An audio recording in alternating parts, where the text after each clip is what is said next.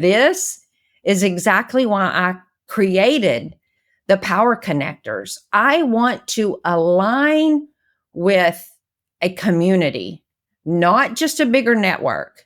I don't know if you've read that book, The Power Connectors. That's where I got this name. Oh my gosh. It's the power of 150 people. Honestly, that's all you need in your network is 150 of the right people. You need 5 in this group, 50 in this group, and the remainder in this group. That's all you really need in your network to grow a phenomenal business.